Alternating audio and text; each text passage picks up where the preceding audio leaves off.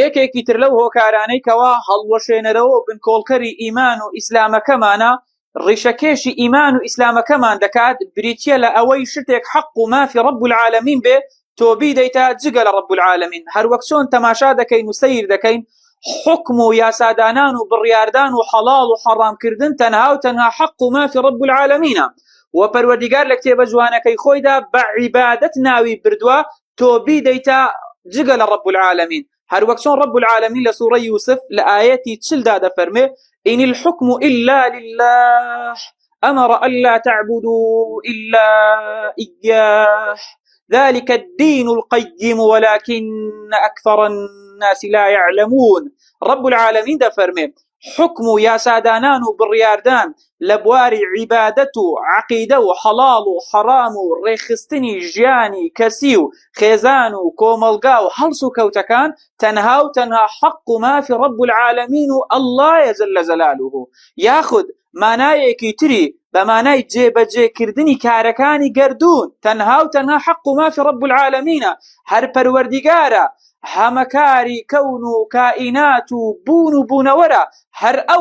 ئەو کەون و کائیناتە و بوونەوەرێ بەڕێوە دەبا هیچ کەسێک هیچ شتێکی لەبەر دەستدا نییە هیچ کەسێک ناتوانێت هیچ بارودۆخێک لە حاڵێک بۆ حاڵێکی تر بگۆڕێ دەمادام وایە پەروەردیگارێک حکم و یاسادانان هەر بۆ ئەو بێ و بەڕێوەبردننی کەون و کائینات و گەردون هەر لە ژێر دەسەڵات و ڕکێفی ئەو بێ هەر ئەو شایستە و شایانی پەرستن و حکم لێوەرگرتنە. بۆیە رب العالمین دەفەرمێ پەروەردیگار فەرمانی کردووە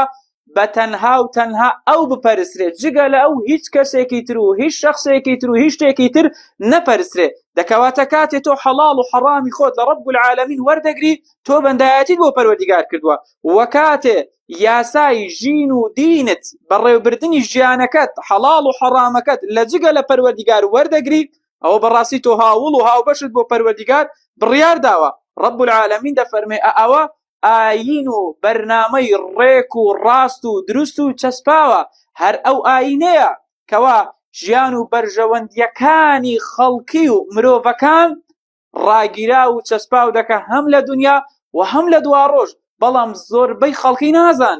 زۆربەی خەڵکی نازانن بۆیە هاوڵ و هاوبەش بۆ رب العالمین بڕیار دەدەن و یاسا و بڕیاری خۆیان لە جگە لە رب العالمین وەردەگرن. دەکەواتە هەر کەسێک بە هەر یاسایەک و بەرنامەیەک و بە هەر سیستەمێک ڕازی بێ کە پێچەوان نەبێ لەگەڵ یاسا و دەسوورەکەی رب العالمین اینجا چی یاسای علمانیت بێ سیکۆلاریزم بێ دیموکراسی بێ یاسای ڕۆژهەڵات بێ یاسای ڕۆژئاوا بێ یاسا و